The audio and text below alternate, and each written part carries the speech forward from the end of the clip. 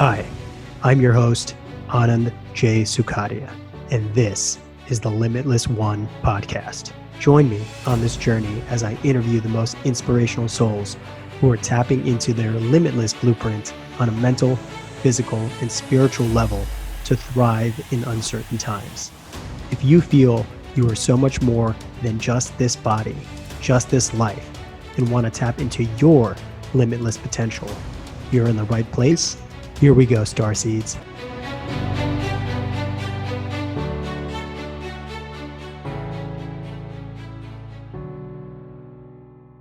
Do you ever seek permission to express yourself creatively? I know I have to ask my girlfriend for permission when I want to sing my heart out in the car. But seriously, if we all tapped into our limitless creativity, our individual lives and the world as a whole would look a lot different, don't you think? Welcome to the Limitless One Podcast. I'm your host, Anand J. Sukhadia. Today, we're going to be expanding our minds, our hearts, and our spirit with this multi-talented soul. Nate Jones is a Grammy-ballot recording artist, singer, songwriter, and creative wellness coach from Warwick, Rhode Island. His main interests are music, mindfulness, creativity, animals, and healing plant medicines, including ayahuasca and psilocybin mushrooms. Nate is passionate about inspiring people to pursue their dreams while living healthy, creative, and connected lives full of meaning and purpose. Fun fact, Nate used to be an American Ninja Warrior coach before making the transition to full-time musician. When he's not on stage, Nate enjoys traveling the world, exploring other cultures, playing rock and roll in his basement, which we are in right now, and living a vegan lifestyle in order to reduce harm towards animals, underprivileged communities, and the planet. He could talk for hours about music, visionary art, traveling, psychedelics, and personal growth. And we're going to get into a lot of that stuff today. Nate, welcome to the podcast. How are you, brother? I am great. Thank you so much for having me today, brother.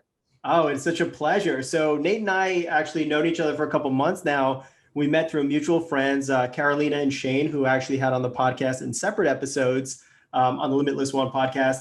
And we were at a cacao circle, and it was like a 5-hour long cacao circle. We were sitting right next to each other, and he played the most beautiful music during it. And even at the end, we had a shot of cocoa leaf rum, which was divine. I completely forgot about that, actually.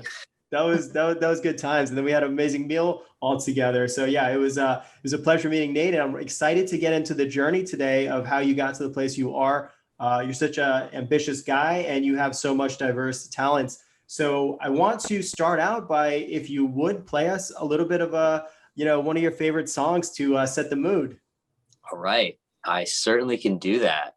So I'm going to have to choose this particular song just because of the synchronicity involved in its writing. And if this is the first you're hearing of me, Nate Jones, I hope that this gives you an idea of what I view the point of music and life to be. So the song is called Write This Down.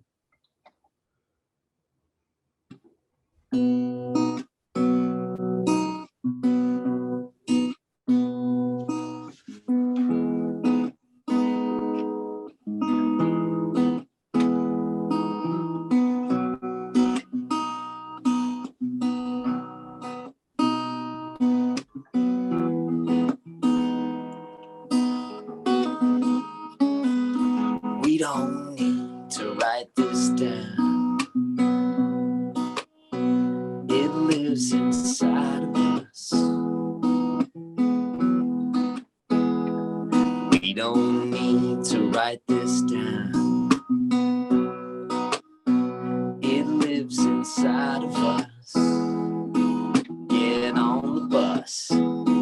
'Cause I'm a teacher, I'm a preacher, just singing my songs, hoping everybody will sing along. Yeah, I will meet you, I will greet you, somewhere in between reality and my sacred dream. But you gotta be strong, you gotta be wise, you gotta be willing to compromise, you gotta be gotta be kind, gotta be the one thing you can't find. We gotta have faith, we gotta stand tall, gotta believe that we can move that wall inside of us. Just get on the bus.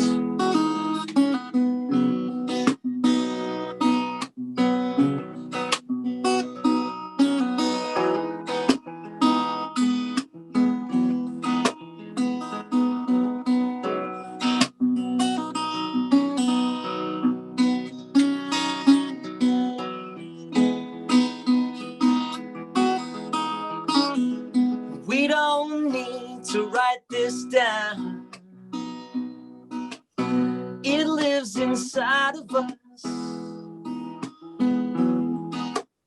I said we don't need to write this down. No, no, no. It lives inside of us. Just get on the bus. 'Cause we're all teachers, we're all preachers. We're just singing our songs, hoping everybody will sing along. Oh, we will meet you, we will greet you somewhere in between reality and our sacred dreams. But we gotta be strong, we gotta be wise, we gotta be willing to compromise. We gotta be bold, we gotta be kind, gotta be the one thing we can't find. We gotta have faith, we gotta stand tall, gotta believe that we can move that ball inside of us. Just get on the bus, 'cause we don't need to write this down. No, no, no. It lives inside of us. I don't need to write this down. No, no, no. It lives inside of me.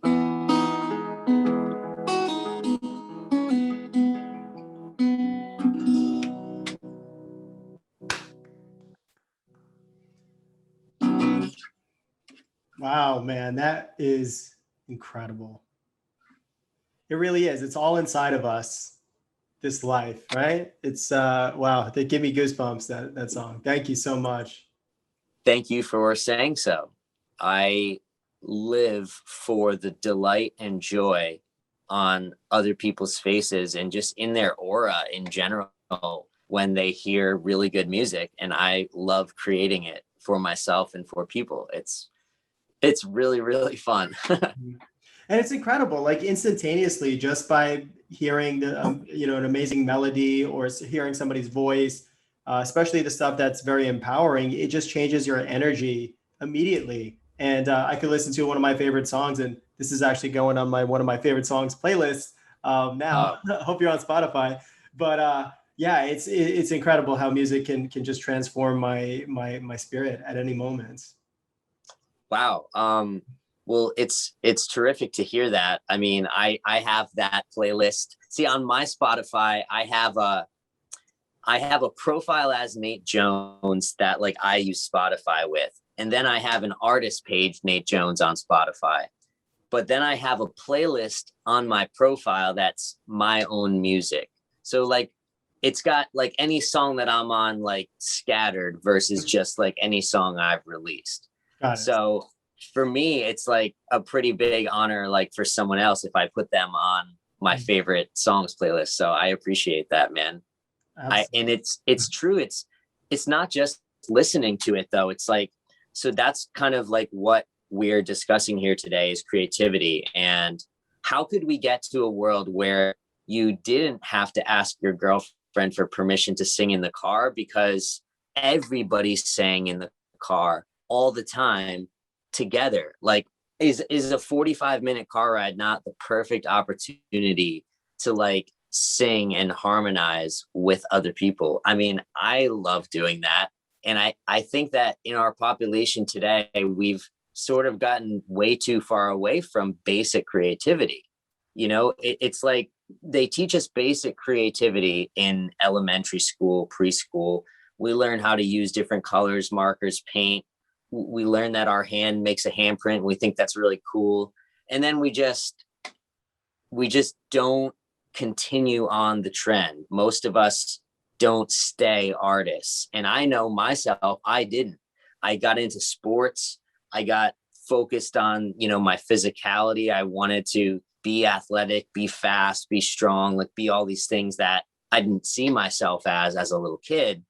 And I completely overlooked the ability of art and music to do that for me, to satisfy that urge to like prove something within myself. It's like there's a certain difference in your mindset between when you're like in a sports match or competing.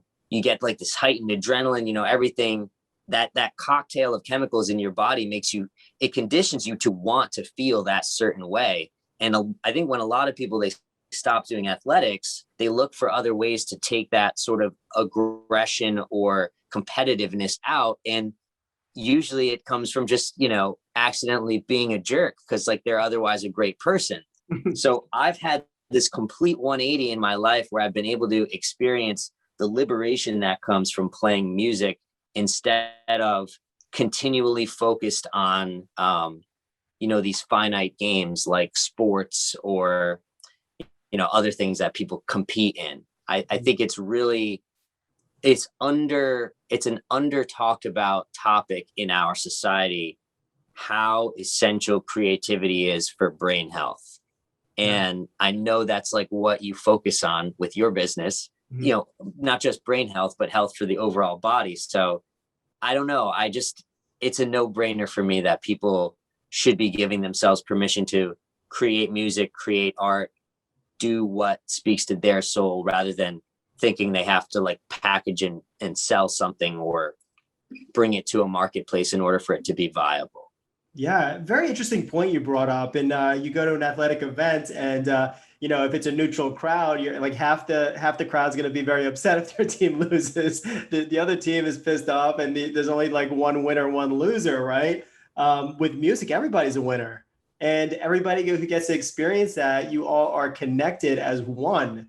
And, everybody's singing to the same beat. And when everybody's focused on that, like, the Maharishi effect is like when you focus so many people's attention on one thing, that thing gets created in the world. So if you're singing about love like you do and creativity, then yeah, you're having a ripple effect on this planet, even if it's not, consciously done on your part, but subconsciously. And, it is having that huge effect.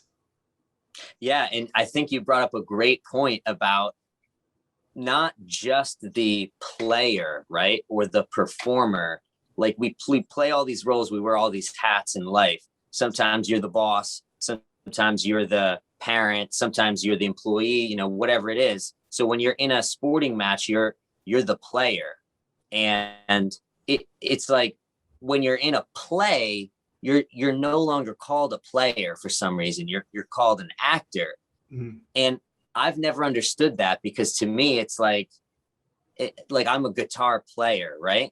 But we have these different labels that we assign. So it's not just about the actor, the player, the performer, and how that's changing, how your role is changing your view of yourself in that finite game. It's like if you're playing Monopoly and then you start winning and you own Broadway and Park Place, you start to literally embody the mindset of like some financial shark, like kicking people out of their apartments. You would never do that in real life.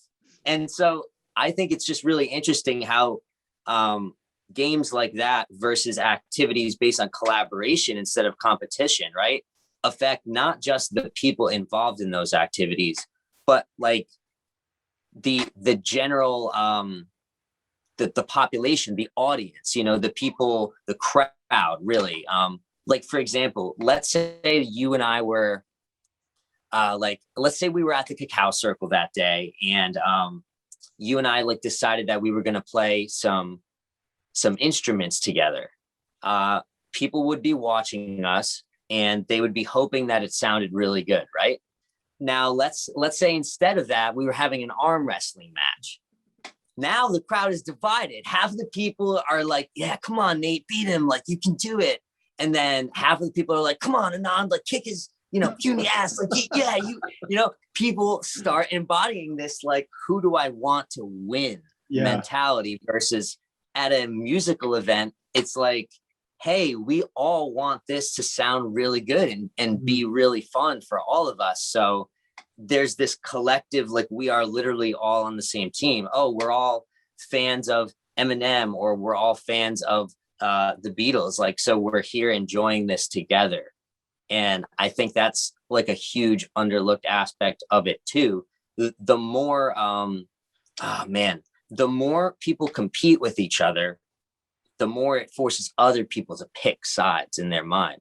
And the more people collaborate together, the more it encourages other people to,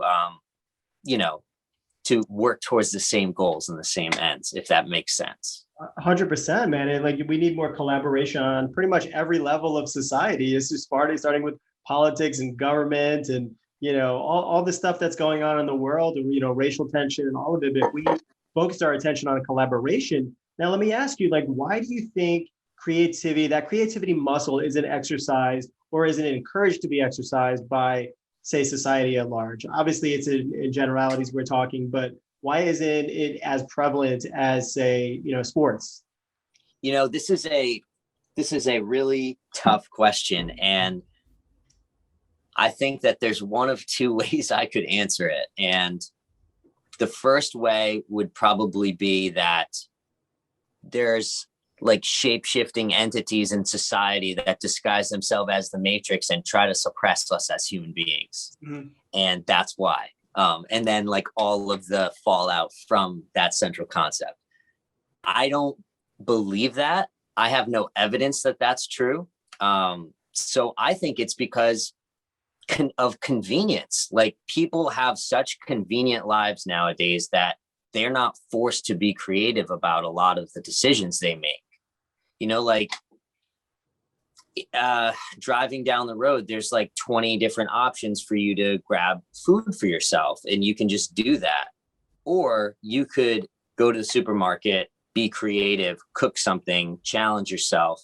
But I think the reason people don't do that is, one, their lives of ultra convenience, where it's just a lot of times cheaper and always faster and less work for them to be mindless about it and just go to the drive-thru or something. So I feel like maybe we just need to put ourselves in more uncomfortable situations to force that creativity to come out. And maybe if we start doing that more often, our innate creativity will display itself. Like, in this room alone, I've probably got at least 100 different objects that serve some essential functional purpose in making music happen. And I think that is like so wild, because, you could just have a guitar and that's all you need, or it can become eternally more complex when we focus on the problems in front of us and say, oh, if we had this headphone amplifier, we could all plug our headphones in at the same time and listen at different volumes depending on what everyone's trying to hear. Mm-hmm. So I think those immediate problems we've had to solve in our physical world of getting food, water, shelter, and the things we need have kind of been removed in like a pretty big way.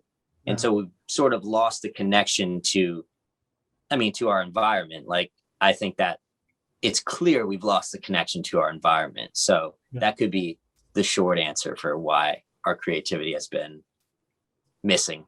Yeah. Wow. What a great answer. And it's like, yeah, the path of least resistance goes hand in hand with Maslow's hierarchy of needs, right? So if everyone's focused on just providing their food, shelter, like paying for an apartment in the city, like it takes a lot of effort. So to sit there completely stripped naked of everything of what we think we are, and to be limitless and realize, oh shit, there's no end to this. So, but it actually takes work to come up with some kind of path in the way that you want to go to, because it's not necessarily paved for us. So we got to create that own path. So what does living a limitless life mean to you, Nate? I think what it meant to like the college version of me was that anytime someone dared me to do something, I felt very compelled to do it, because I always wanted to prove to myself and others that like, whoa, I can't believe he like did that. I never would do anything dangerous or foolish, or anything malicious. But like, I've climbed like definitely, 100 feet into trees before, like just not, I mean, maybe that is dangerous and foolish, but for me, I know I'm capable. We were talking about earlier, I was fortunate to spend time as an American Ninja Warrior coach, working at this gym, and not just training people on obstacle courses, but like empowering kids and working, like we would host birthday parties there, and you could book a birthday party for your kid at the Ninja Warrior gym. And that was just, I'm seeing these kids and their determination, and it just filled me with energy every day to remember how limitless I felt as a kid. Because when you're like 7, you just want to be 10. And when you're 10, you just want to be 16. And then eventually you're like, oh man, I want to be 10 again. We go backwards. Yeah. But you don't actually want to be 10 again, because you don't want to have everything removed from your control. You just want to have the mindset of a 10-year-old, and, maybe the flexibility and physical energy of a 10-year-old. But I think that that's able to be cultivated through intense mental focus on certain activities. So for me, when I'm playing music, I feel completely limitless, because the objective of the moment is not, like, my ego has left the building largely. And well, all it left behind was the voice. And I'm there with this instrument, the guitar, a drum set, a piano. They're these instruments that I can travel with without physically going anywhere. And everyone, I think, basically understands this concept. But I think for people who don't play instruments, it's just so hard to really explain the sense of disconnection from this reality that you experience, especially the deeper you go and the more intensely you focus and concentrate on it. It's like no different than the way Nikola Tesla invented all these amazing things that still impact our society by just going into these deep states of focus on this one thing in front of you. For me, like when I play my drum set over here for 2 hours, 3 hours, sometimes it's like I just get into this zone and there's nothing else that really matters. Like I've watched things spill, like things that I could have stopped from spilling. I've been rained on. Like I have let so many things happen to me that normally I would just I would avoid that, because keeping the music going was more important. Like the other day, you were mentioning one of our mutual friends, Senor Freddy La Rosa, and how he and I played a show. My guitar strap fell off in the middle of the song, and the guitar was just hanging from my body, and I was just holding it with my arm and barely able to play it. And eventually someone from the audience came and strapped it back on for me. But I wasn't going to stop the song just because that happened. So I think it's really like this trance state where you go into the realm of possibility and you bring back a reality. Like you create a song, but really you just channel it into conscious awareness from the field of potentiality, if we're getting into quantum physics. But I think that's what it means is when people say I know my limits, it's a very egoic statement. I know my limits, right? So really limits aren't actually things that exist. They're just a human concept, because we could just have this infinite amount of everything. So to me, feeling limitless means feeling not human, like feeling superhuman, or feeling my energetic nature on a deeper level, that what happens to Nate Jones is no longer of a big concern to the conscious awareness directing my mind. Wow. Very, very deeply said. It's like coming to a consciousness place where all possibilities exist. And I've spent so much of my time in the left brain in my life, and I really am working so hard on kind of opening up that exploration and creativity.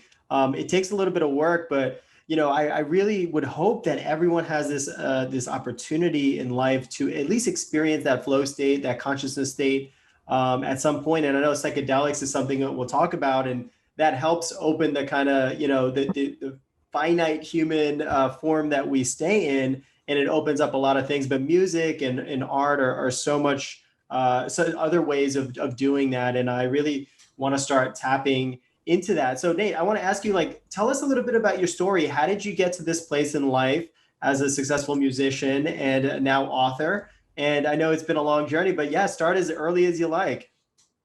Cool. Okay.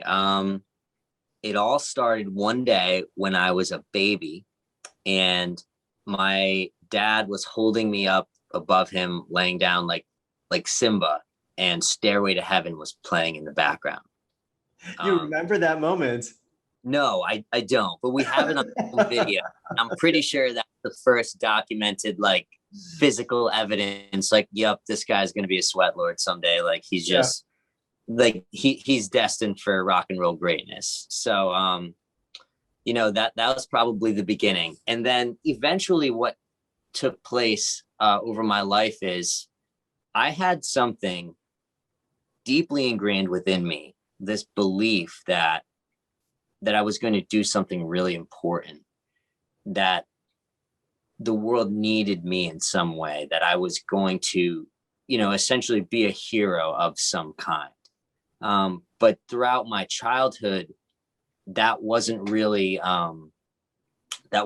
easy for me to do, because I got picked on basically every day of my life, and I assumed all these things about myself, about what I could do, what I couldn't do, defining myself only by my intelligence, on a purely intellectual basis, and really not realizing the emotional intelligence that I had.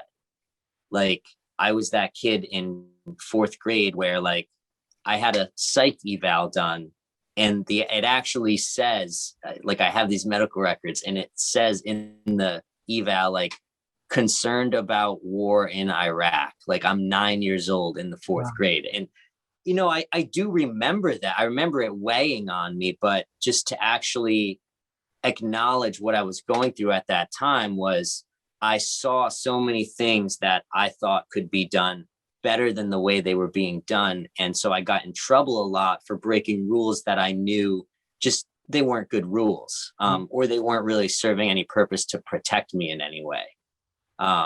So that's where I sort of began testing the limits of what I could get away with. And I think, let's fast forward to my freshman year of college. I dated a girl, Rebecca, and she was learning to play the guitar, and she would bring her guitar over to my dorm, and it never really occurred to me to pick it up or play it. And then eventually, a couple of times I did, and I was like, oh, that was kind of fun, but I kind of forgot about it. So then I go home after my freshman year of college, and there's an electric guitar in my basement from when I was a little kid. I had played piano as a kid, but never really enjoyed practicing. It wasn't something that I found a ton of joy in. It was an escape a little bit, but I never really liked being forced to practice. So I basically didn't do it. And I would pick up songs by ear. So fast forward, I'm 19, I start playing the guitar, and I just enjoyed turning it on, plugging the amp in, just hearing the power and the vibration. And my father was a rock and roll drummer. He played for a band called What Now? And they opened for some pretty awesome bands like the Pixies, Husker Du, Sonic Youth. They played with the Meat Puppets, Soul Asylum, the Violent Femmes. So they were really like doing good stuff. Mm-hmm. And I never thought I would ever be able to jam with my dad, but fast forward, here we are, and we jam together all the time. I think that what happened between that moment of me picking up the guitar and this moment of my life is I believed in myself. The guitar taught me that I was capable of completely redefining my my creative abilities, because I never did art or music in high school. And to be honest, I kind of like judged a lot of the band kids that I perceived as like even nerdier than me or something. And really, I didn't get that they were just like actually happy go lucky about jamming all the time. And I didn't get it. I thought they were weird. So I just believed in myself to be able to create something that I thought sounded good, and then just play it until I got bored or created something new. And those skills kept piling up and building on each other. And then I bought an acoustic guitar, just kept playing, and I was completely self-taught. So I just learned by ear. And over time, it's just like you do something enough, you become proficient at it. So in 2016, I was working this job delivering like beer and liquor out of the back of a truck, and just working with guys like 2-3 times my size. And I knew I was just doing this because the pay was good. But that day, a friend texted me. Thank you, Tiana, if you're listening. This was a pretty life-changing text. She said, "Hey, this place, Saltwater Tavern, is looking for a guitarist. You should call them or something." So I did. They wanted me to play guitar and sing some songs for like 3 hours. And I was like, I knew I didn't have that much material, but I could work towards it. So I said yes. And then he says, "Oh, by the way, the pay is $100. And I was like, wait, I'm going to get paid $100 to do this? Like what? And that I swear that moment alone of me standing on a pallet of liquor in the back of this giant truck, looking at this text, like I was making like $100 for that whole day's worth of busting my back. So I was like, okay, you got to be kidding me. Like, let's do this. And I just never looked back. From that moment, I just started calling places and telling them like, hey, I'll play guitar for you. Because I was like, other people are doing it and now I've done it. So why am I not going to continue doing this? And like the amount of people I've just been able to meet and impact through playing these shows it's transformed definitely, the life of my family, like coming out to see me, my friends, definitely my community. I've like been able to be a part of really cool things. And I just kept believing in myself even more, because this gift of music is that you just get better and better the more that you do, which is like, a lot of things have like diminishing returns, but you're just going to keep becoming a better and better musician over time, the more you really put your energy into it. So yeah, I think that's how I got from there to here. I just believed in myself. Wow. So we're looking at from the freshman year of college, you started playing, and then only 5 years now you've been going full time into it. I think I've played something like 550 shows since then.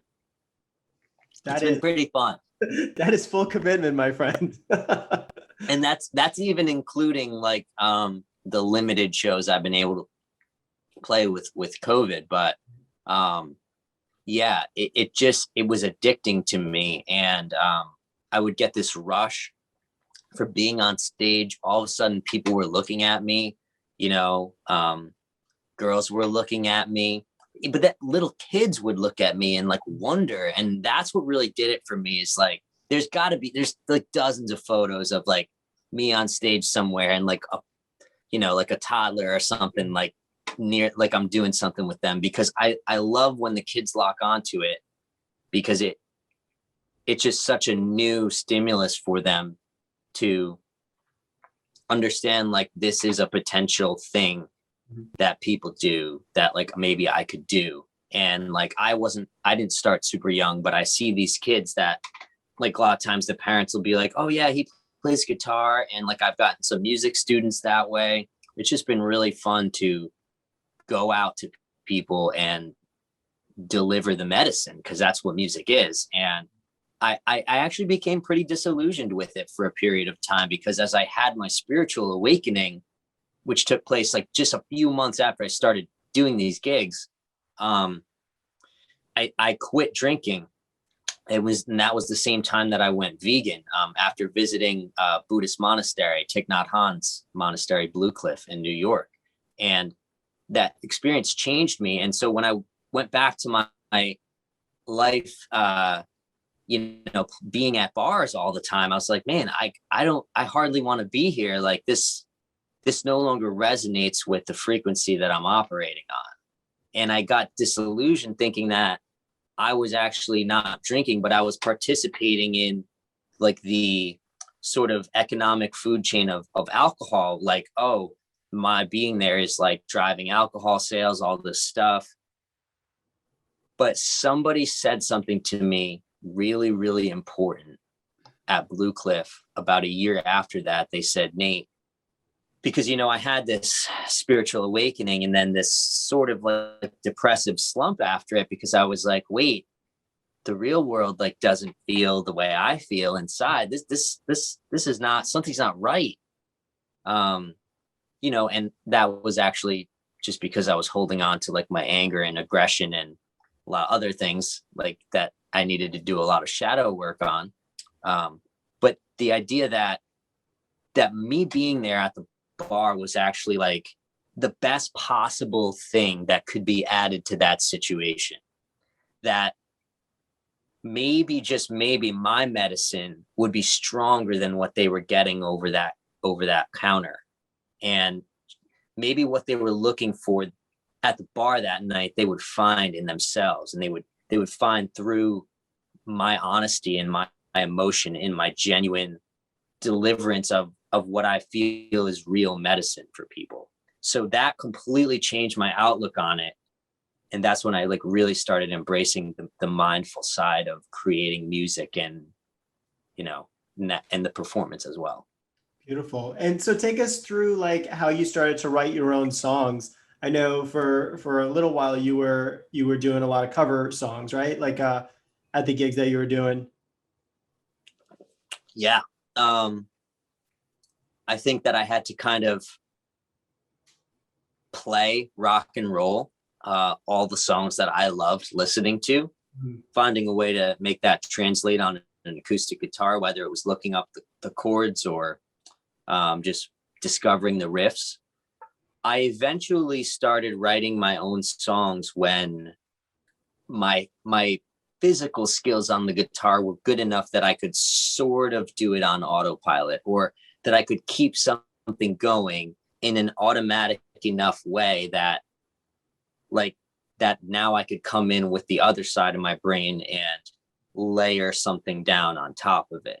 So that definitely, not everyone is like that. I just had a student the other day, Alan, if you're watching this, we were talking about, he said, is it normal for me to like have a bunch of songs written before I like even really know how to play the guitar? And I was like, no, not at all, because that's a sign that like that's your soul wanting to express itself in some way.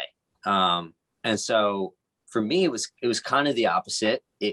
The words came after I had developed this physical relationship with the instrument, where I was sort of setting, it was like the set and setting. And then I knew how I felt based on what the guitar was triggering within me. It would like trigger this emotion for me, and then I would write from that place. Beautiful. So tell us, yeah. you recorded your first song in 2019 and it was nominated for a Grammy. So tell us that story. Okay, so couple of things with that story. So I've got right behind me here, you might be able to see it. This is Abbey Road. It's a Beatles Abbey Road poster.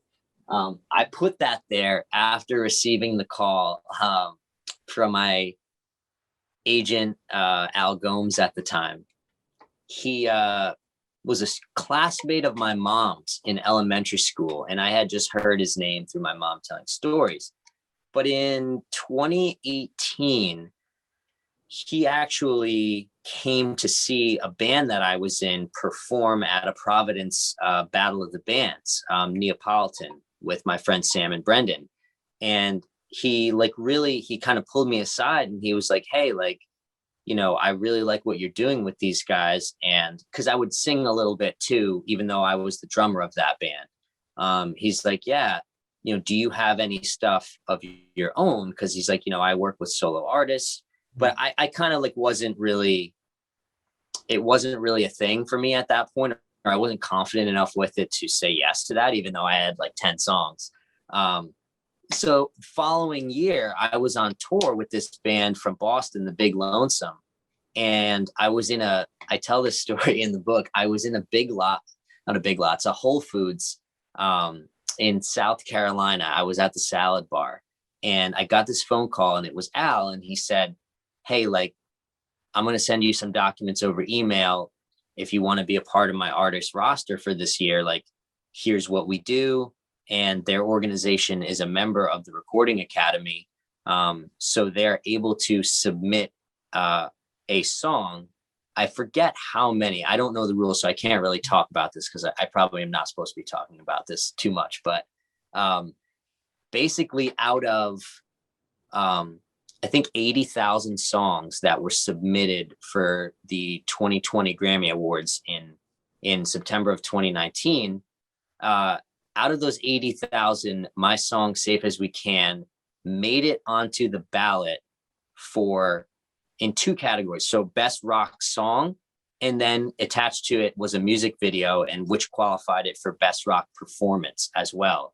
And in best rock performance, one of the other artists I was competing against was Paul McCartney. So wow. Wait, who's that guy? I never heard of him. Yeah, Sir Paul McCartney, who plays, I think, 42 instruments. So he's I think I play like 16 or 17. So he's got me beat by like almost 3 times. But it was just so surreal to actually hear that news. I didn't really believe, that it was that big of a deal at first. It was so shocking to me that I had to downplay it. It was like, oh, yep. Yeah. Like, but meanwhile, it was like all I could think about. And some of the artists I was competing against as well were like the Black Keys, Blink-182. And I was just so starstruck. I was just like out of my mind, didn't know what to do with myself. And so then I found out, like, okay, just here's the language we're allowed to use. And so I technically wasn't one of the top 5 that are referred to as the nominations. So I was in that pool that where those are selected from. Yeah. So it was like kind of like right there on the cusp. But being an unknown artist, and it was a song, not an album. So there was no real way for people to gauge me as an artist. So I wasn't expecting to win or anything like that, but it really completely reframed how much I charged for what I do. And 2, sort of like realizing that people would take me a lot more seriously because of it. I started going for things that I previously wasn't ready to go for. And I started putting a level of intentionality into my songs where people would be like, oh yeah, I can see why, he's done this, because I want people to listen and feel like they're really getting a high quality experience with my music. So it's just a label, but at the end of the day, it's reflective of the work that I put into making that song, sound awesome. Absolutely. It's so beautiful. And it's not like you had the intention when you started on this journey, hey, I'm just going to, I'm going to be in the, nominated for a Grammy, but you actually just put your head to the stone and just kept going, worked your ass off, played because you love what you do, and just put all your focus on that. And then look at, a couple of years later, boom, the results happened in your 2019 September, and you're like, Grammy nominated on the ballot. And then boom, like 2020 is going to be the best year ever for touring, right? And then what happens? Yeah. And then my entire ability to put food on my table was basically taken away from me. And it really triggered a lot of thoughts for me. That November, I went to Peru to visit one of my best friends, Alex Sotis, and he was living there working remotely at the time. And he had kind of like fulfilled his dream of getting this opportunity to do this job working remotely and move to South America. So we were just both riding really high. And actually, it was my last day in Peru the day we ended up finding out who was going to Los Angeles for the Grammy Awards, and it wasn't me. But it was that experience in Peru. I met this guy, Daniel. So Daniel, if you're watching this, he really opened my eyes to certain things. He had come from Venezuela as a refugee, and the situation was just so bad there that like a lot of people were just like walking out of their houses with a backpack, and I just can't even imagine myself being in that situation. And when I started realizing the impact that COVID was going to have, and like just how devastating the entire process was going to be, it made me think of that experience. And I was able to stay mindful, stay humble, and stay grateful for everything that I did have. And if anything, it was this creative catalyst for me of like, okay, well, there goes, the next couple $1,000s of money I had lined up to make, like, and who knows how far it was going to go. Like you said, I had just come back from a small tour. I was planning an even bigger tour. I was supposed to be playing at like some pretty prestigious restaurants and venues, and it was just all wiped away. So started doing live streaming. But I didn't do a ton of it because I didn't want to oversaturate my fans with like the same songs and music all the time, or make it like this regular thing. I really took the time to kind of incubate and work on what it is I feel I can do best. Mm-hmm. So the balance between that music, like not, being my income anymore, I had to find this way. So I started selling my artwork. In this room alone, I know I've counted because I just love counting things. I think I have about 45 pieces of artwork, like paintings in this room. And a lot of the paintings I make, I do sell. And a lot of them are on my website at natejones.world. But I always have been just resourceful and been kind of someone who hustles and been entrepreneurially minded to the degree that, there was nothing that was going to stop me once I realized this was going to happen. And for a while, I hadn't applied for unemployment because I didn't know what was going to happen with that. Luckily, eventually I did receive it. And last summer, I think, and in the fall, some venues opened back up and I was able to do some things, but it was just kind of piecemeal. So I really had to shift my focus to more private engagements and doing weddings. And that's kind of like really been my saving grace, I would say. And it was right around the end of the summer that I got notified. A friend of mine, his name's Brendan Barbado. He actually might be a really cool guest for you to have. He was like in the startup world for a while, but he has diabetes, and he was writing about his story. And I was like, dude, this is so cool. You're writing a book. Like, how are you doing this? And he told me about this program happening at Georgetown.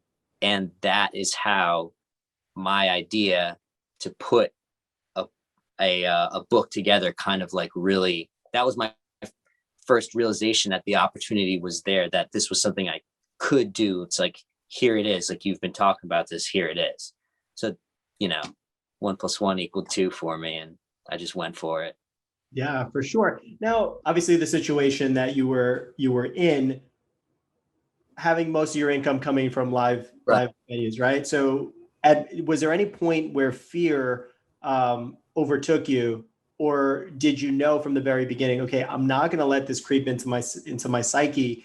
I'm going to find a way and thrive through this? Okay. Yes. There was never a doubt in my mind there were a couple days where I was like, this is bullshit. Come on. Like, there were moments. There were moments where I did not agree with the way things were being handled. And I saw a lot of things I disagreed with, in terms of what activities were allowed to continue and who they benefited, versus what was taken away and the logic behind it being taken away. So without getting into that, aside from that, no, I knew I was going to thrive through this because, gosh, it's just like the perfect storm for showing you what you're really made of. It's like if you're someone who has like a food truck, business, and then all of a sudden COVID hits, what are you going to do? Maybe you're going to set up a brick and mortar location. Maybe you're going to rent a delivery kitchen or something, but you're not going to just, I don't know if that's your business, if you can't just give up. So I am fortunate enough to be in a position where, although I was broke for a long time, I had saved up enough money from playing music to, have a little bit of a cushion. I also refinanced my house, my mortgage, which allowed me to save quite a bit of money. And that was like a really smart, I think, decision to just kind of, I was also able to take cash out of the equity from my house. So it just required a lot of creativity, like all across the board. And I would say that my thriving mindset, or that mentality of like, am I going to let this fear paralyze me right now? There was like, it was a good way to reaffirm that like my journey is far from over. Like, just when you think you're hitting the ground running and getting everything good going, life is just like, oh, try to hit this, and throws a curveball at you. And for me, it was like this way to completely expand my identity of who I could be, how I could earn a living, what I could become, how I could help others. And throughout COVID, I was realizing that like a lot of people, man, are in a way worse situation than me, not just in this state, not just in this country, but, in places where people are living in tent cities, refugee camps, and then COVID hits. It's like my problems are very real to me, and they're legitimate.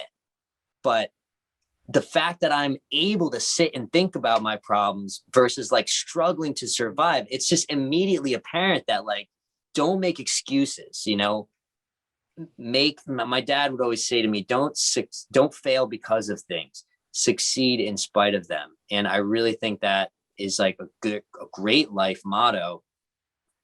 It applies to COVID perfectly. There was a book I read called The War of Art. So it's kind of like a play on the art of war, and it's by Stephen Pressfield. And the guy is kind of a genius in the way he paints the picture of a professional versus an amateur. And I think that what it is it's kind of like, are you doing something, the amateur, right? Are you doing something because you love it? Like that's the amateur. Or are you doing something because it is your job? It's your duty. It's your profession. You are professing to be behind this thing, like, and you're promoting it for others so that they can gain value from it. And once I flipped that switch, I was just like, oh, like, it's not about me. It's about how much value can I provide to other people. And when you focus on that, everything becomes so much easier. Your own life, you just feel better because it's like you're actually working towards things that are going to help people. And if it's what you love to do, then you know that you're in the right place. It's like it's effective when what you're doing is something that you love and something that other people like really, really need. So for me, music was just that perfect crossroads of, I can help people expand their mind, open up their heart, get into their emotions more, dance, move around. And also in teaching them to play the instruments, just empower them with the single most beneficial skill for brain development, like according to neuroscience research. So yeah, I really feel like there were moments again that I had some doubts and some annoyance over the frustration that we all went through together, that we're still going through together. But I knew that if I just trusted what was carrying me through the whole time, my belief in myself and my abilities to get through things, like this was not something that I was going to let sideline me when so many other people had overcome so much more. Yeah, that's beautiful. It's like the key to life, especially in times like this, is never to be a victim of circumstance. Every one of us have an individual story of hardship, and then we're the heroes of our story. So we have to figure out, how do we get through those circumstances? Because it's funny, like every single person I've had on this podcast, they've gone through hell during this time and struggled in many ways, but they never stopped looking for answers. And every single person that's come through here has figured out a way to thrive in these like crazy uncertain times. And one of the greatest things to do for anyone who is having a hard time with something is to first look at the resources that they have in life, right? So like in your case, okay, cash flow is tight. Let me look, what do I have? Okay, I have some equity in my house. So you look at the resources you have, figure out the resources you need, and then kind of marry the two. But there's never a point when the game is over until we say that it's over, because we are these limitless beings, and we all have that ability. Everybody plays with a different hand of cards, I guess, but we all have an ace card up our sleeve. So we have to continue to fight and play this game of life until we move through the next obstacle, because when we move through the next obstacle, we're stronger now, and then the next obstacle will come, we'll be stronger then. So it's a game of evolution. That's really it is. It's a video game that we're in. Yeah, you nailed it. You nailed it right there. I can't believe I didn't touch on that in some way. You made me think of my favorite quote from Stoic philosophy by Marcus Aurelius, and he says, have no fear for the troubles of tomorrow, for you will face them with the same weapons of intellect which today arm you against the present moment. And I think that is so key. Like, people are like, how am I going to be able to do this? Well, like you got to this point, man. Like you learn to walk and talk, and here you are. So it's just kind of like Stephen Pressfield makes another great point in his book where he talks about fear and resistance, and how fear in and of itself is not a bad thing. And in fact, it's something we should seek out if we seek to expand and grow. So he says that the amateur, believes that he or she must overcome their fear before they can do their work. Whereas the professional knows that they will never overcome their fear fully, but they can face it. And I don't know if this quote is from his book or where I heard it, but it was great, right? Fear is the only thing that gets smaller as you run towards it. Mm-hmm. And I live my life by that motto, because whenever I look at a project like, oh man, this book, like, oh my God, I can't do this, 40,000 words, like what? Like I can't, a year of my life. And yet here I am. And I believe that what I have created really demonstrates the evolution that someone can go through from just being someone who considers themselves like an average Joe, regular old person with no crazy talents or skills or abilities, to what I've been able to do in my life and the people I've been able to positively impact. So it just really does go to show you, like, we are limitless beings. Like I say that in the trailer for the book. For sure. Let's get a little bit more detailed into the book. Tell us a little bit about it. I know you created an entire new genre of books, implementing your songs as well as QR codes involved inside that book. So tell us a little bit about that creation process. I like that, man. Thank you for saying so. Yes. So I think I'm going to start using that. So I've created an entirely new genre of books. Yes. The publisher, actually, one of the meetings I had with two of my editors and one of the guy who runs the publishing company, New Degree Press, we were talking about this, and I said, like, I don't think this has really been done before. Like, what I'm doing, like, I'm not modeling this after anything else. This is just an idea that I've had floating around. And so I said, I think it's like a first of its kind thing. And they were like, yeah, but let other people say that for you. Like, don't say that yourself. And I was like, okay, cool. I will let other people say that. But so I'll come forward with you, Nate. I'll introduce you every time. Yeah, you're just really allowing me to claim, right, the authority of what I have created. Like, I am an author, right? I'm saying it in that way on purpose. So people, when they read my book, they know that, like, this has been vetted through, like, I'm not self-publishing the book, and that's a clear distinction. I'm working with a publisher, so everything has been vetted. Like, this book is definitely my best collection. I've been journaling every morning for the past 3 years as part of the Artist's Way program, and really fascinating book. That's kind of a hybrid book. It's like a book, but it's a 12-week program, and there's all these quotes and activities you can do, and it's all about the mindset of artistry. But for me, it's like, it's the mindset of artistry, but I'm actually telling the story of all these particular events that have taken place in my life, where, like, one chapter opens with a story of me having a conversation with Nako from Medicine for the People. And there was this moment where he looked at me, like, I asked him if I could tell him something, like, really cool. And he said, yeah. And I had just found out about the Grammys. I said, I'm competing against Paul McCartney for 2 Grammy Awards. And he, like, pulled his head back and looked at me and was like, who are you? And for Nako to say that to me, it was like this, whoa, like, dude, you're my, like, musical hero. How is this happening? Mm-hmm. It's happening because I'm embodying the limitless mindset. So in my book, there are no real,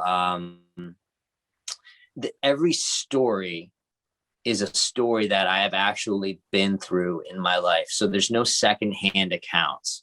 I mean, there are some secondhand accounts where I talk about different scientific principles involved in mindfulness and psychedelics and creativity. But for the most part, it's just like, hey guys, I'm living my life, and here's what I'm noticing, and here's what's happening in my life. So I'm basically just sharing an account of what I've gone through. But my publisher, my editor, Regina, shout out, you're awesome.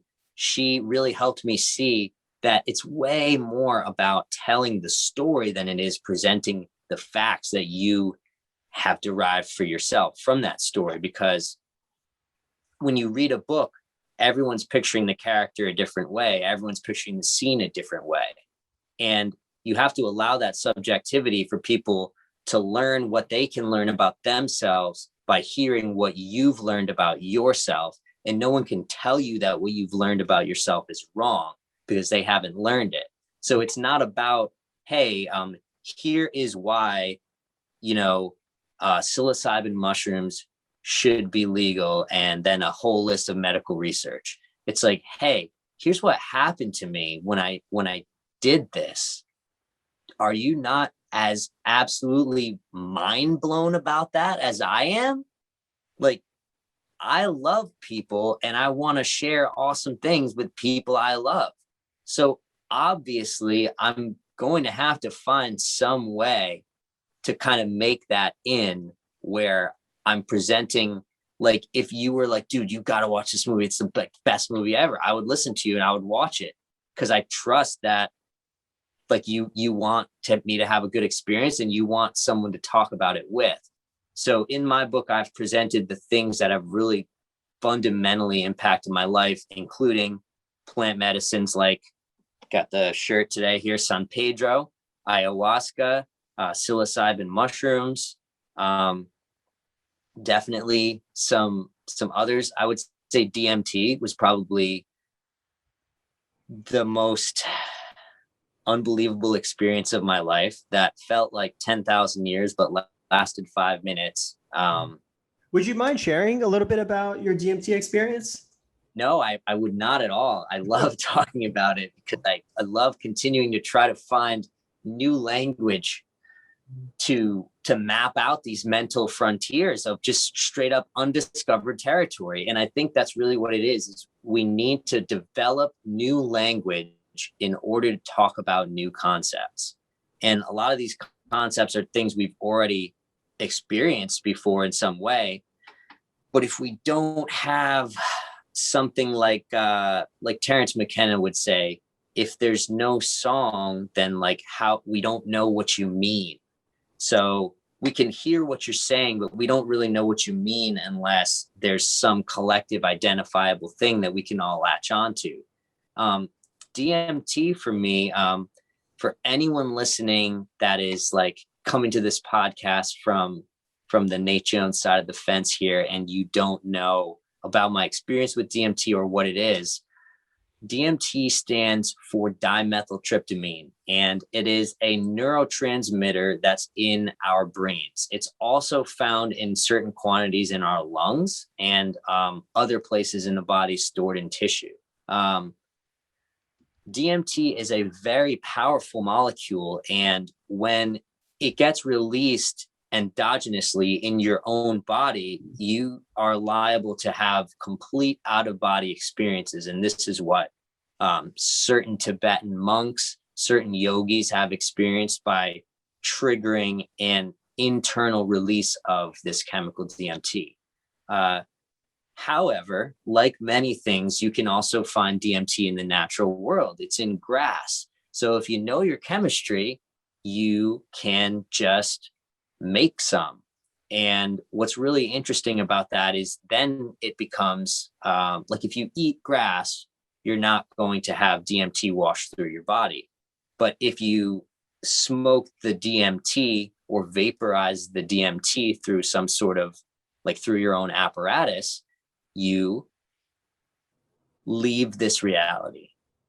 That's the only way I can describe it. Is it's kind of like when you're at a show, like a magic show. Just imagine if you could get up from your seat, walk to the side, and like see from behind the stage what the magician is doing. Once you see that, you cannot go back to the audience and look at that magic trick. You can't re-believe in something that has already been shattered in your mind. Mm-hmm. So once I experienced sort of like the behind the curtain look at the universe, where my senses were no longer portraying this external world of, colors and solid objects and sounds and things like that, I still had my conscious awareness, but that conscious awareness was now perceiving this field of just energy and electric possibility. I saw that symbol from the back of the dollar bill, like the pyramid with the all-seeing eye on top of it. Like I saw that, eyes closed, but like I saw it in my mind's eye. It was like a dream. Oh, fun fact, DMT is also released when you dream. So that's really, really interesting. It's also really interesting that DMT is released when you die and when you're born. And I believe the pineal gland forms in a fetus at 49 days, 7 weeks, and, 7 times 7. So there's a lot of numerology around it that like historians and mathematicians have collaborated with scientists and said, yeah, this is the special stuff. Like this is the spirit molecule, as Rick Strassman calls it.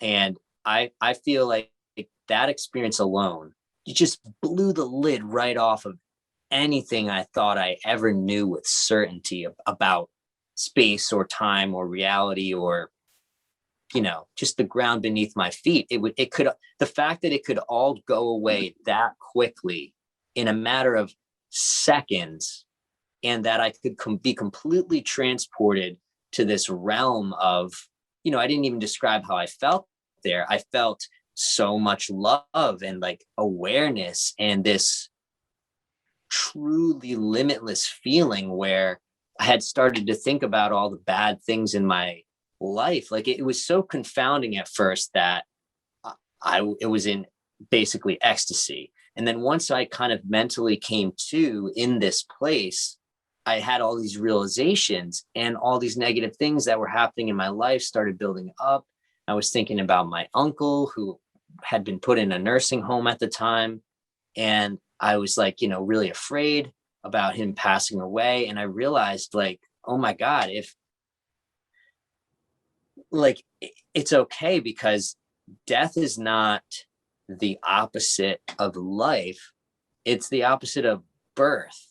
That was the thought that entered my mind. So I was like, okay, so that means that death and birth are opposites, not death and life. So death isn't this like completely static state after life where you're like aware of your nothingness. It's the inverse of whatever we're experiencing now. And that's just like a geometrical, mathematical, physical like reality, that whatever our experience is on, there's just going to be an off, and we're going to be tuned to a different frequency. And I felt like I was in that place. I felt at home. I felt love. I felt comfortable, but I had no body. I just knew that I was Nathan Jones. And I saw this ascending stairway of rock and roll. It was like the yellow brick road and the stairway to heaven like had a baby, and it was like, there's my path to like rock and roll, salvation, not just for myself, but it just really felt like the most epic thing that had ever happened. And I'm still waiting for a more epic thing to happen. Mm-hmm. And I don't think it's going to. Wow. What does God mean to you? Wow. God used to mean certain things to me because I went to Catholic school from kindergarten to the end of high school.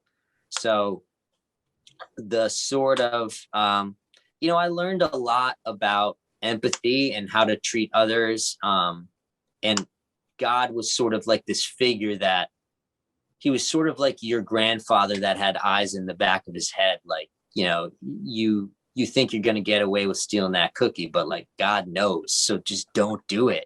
And so I grew up in fear of God, like God's going to punish me, or like I would like be afraid that I was going to be at Heaven's Gate and like St. Peter would be there. And I'd be like thinking about how great of a person I was, and like thinking I'm going to get in. And then, oh no, they're going to remember that time that I stole that candy bar. Like, no, like I was afraid that I was going to be rejected for my flaws, which I think is like definitely a huge psychological malady that our entire population faces. But for me, God he was a benevolent guy, but he was a kind of about justice. He was definitely a guy for sure. And he was about justice and benevolence. So, it was almost like you got this sense that God was right for putting you in hell if you truly didn't deserve to be there, because God is just. Like, you can't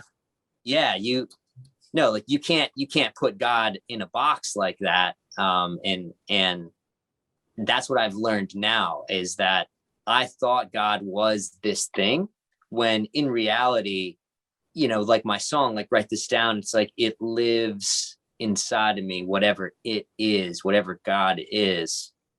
There's this awareness of just pure truth that we're able to touch. And I think when I think about God now, I think about my experiences with ayahuasca, with San Pedro, with different like intelligent entities that I've encountered on different plant medicines, and just in different mental states from various activities. I no longer see God as a figurehead, but I see God as a flow of source energy that is able to permeate every single nerve ending, every single root, every single atom of the universe, and express itself in all these complex ways. That's kind of like how I see God now. Wow. And why did you come here to planet Earth as Nate Jones? What did you want to experience? Why did I come here to planet Earth as Nate Jones? What a question. Well, a good friend of mine, Cindy, asked me that question the other day at a psilocybin ceremony. And well, actually, she didn't ask me the question. She told me you chose to come here and be Nate Jones and you have work to do. And, you know, in my state, I kind of asked her, like, work, like what work, even though I know what it is. And she's like, I can't answer that for you. Only you can answer that. So I think that if I could sum it up, this would be my message. I came here to Earth to be Nate Jones, to be someone that believed in themselves enough to convince other people to believe in themselves too. And it isn't really that hard now that I know that that's my life's purpose. Every decision I make feels natural and feels easy because I know that if I'm operating from that mission statement, right, then all of my company's values are completely aligned in this experience as Nate Jones. If I'm empowering people to believe in themselves as much as I believe in myself. And that also, it doesn't just mean that like you can be the most positive, amazing individual ever. It means you can really challenge yourself to dig deep into the less than attractive aspects of your own nature and find a way to transform those qualities about yourself that you know are not in alignment with your deepest values. Like for me, I know I would not be in alignment with my deepest values if I was still eating meat or eating animals, I'll say. And that is because of a combination of factors, not just our environment.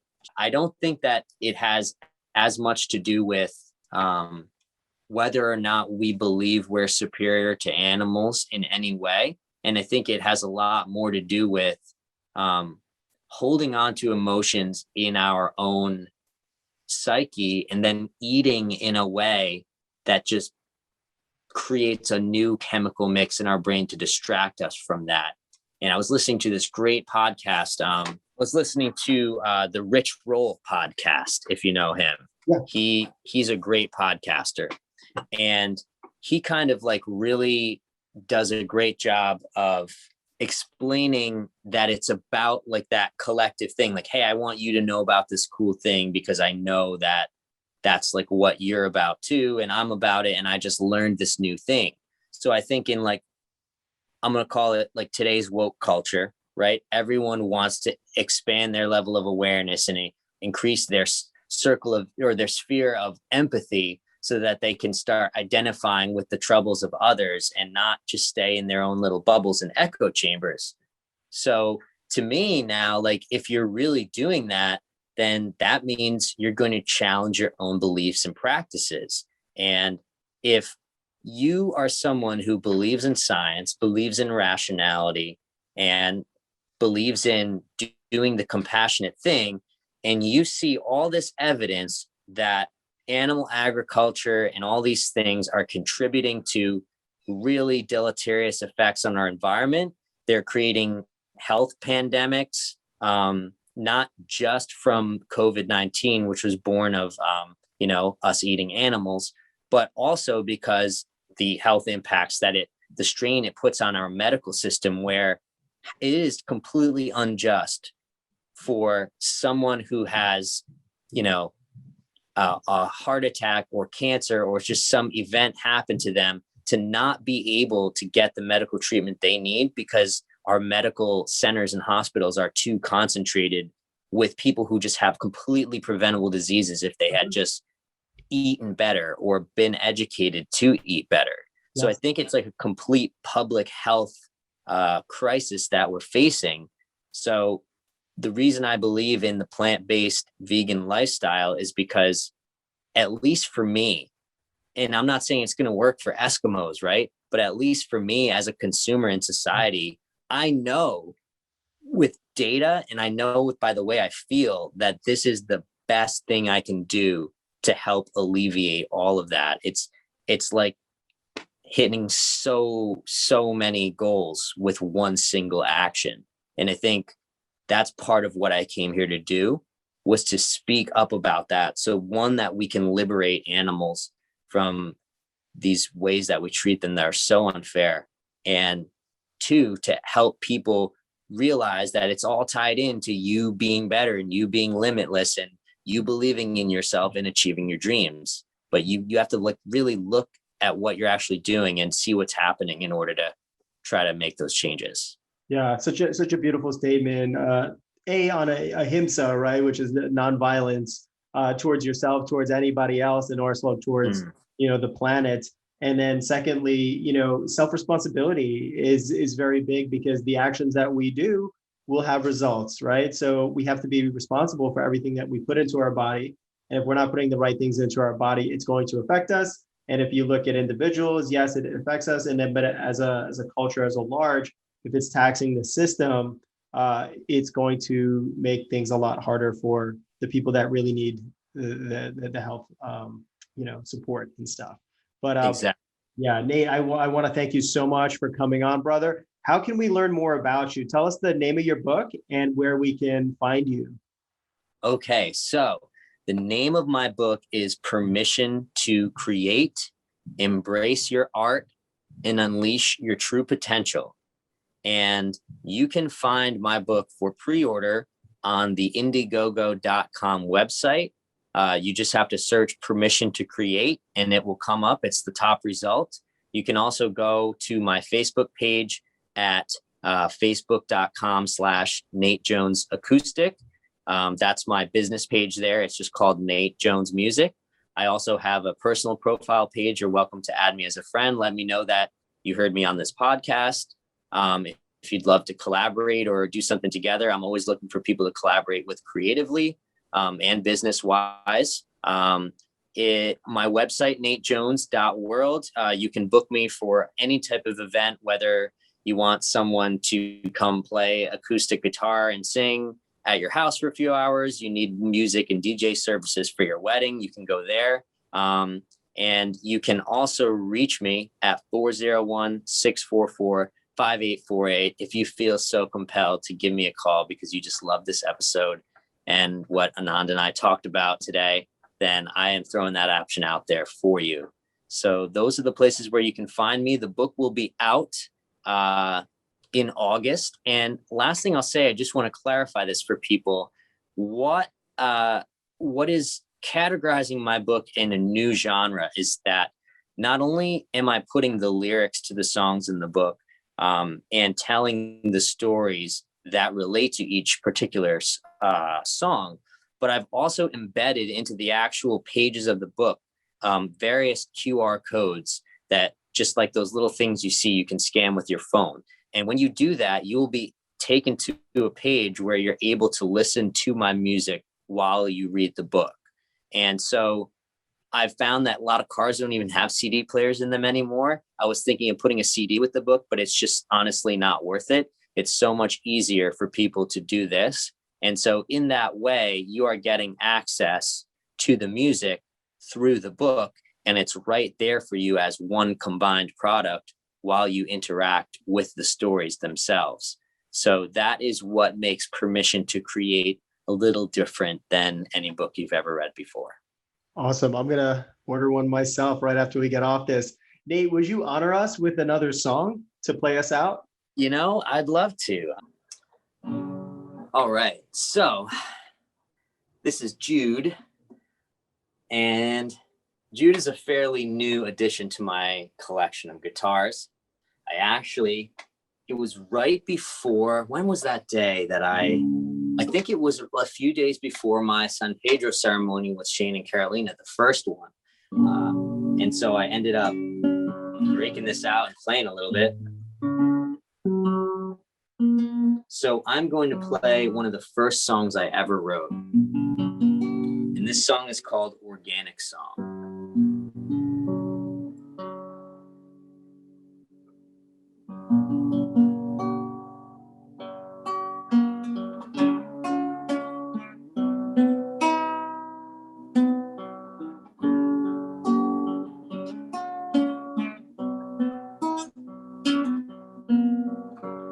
life has always been an organic song. My life has always been an organic song. And I sing along. I sing along.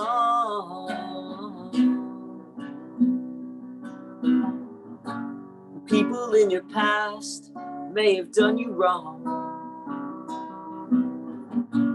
living life too fast, trying to be strong. Try and make it last, you're right where you belong. So just sing along. Just sing along.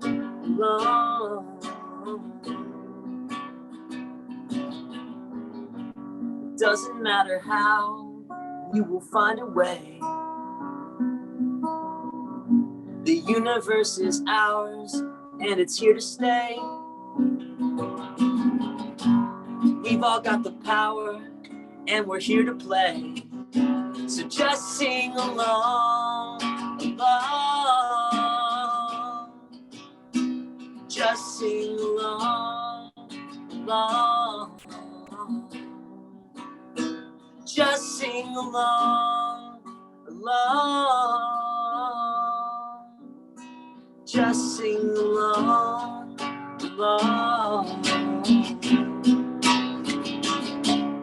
Well, I've just gotta step back from myself and catch my breath. People all around this planet, we must not forget that we live in a society of changes. We're all living for that wild feeling of agelessness.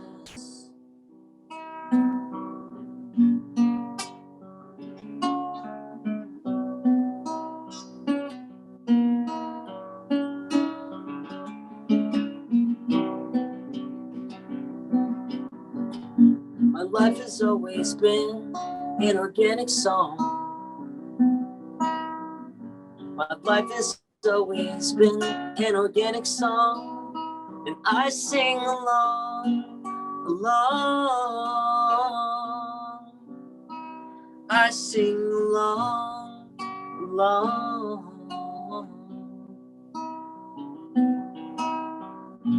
My life has always been an organic song.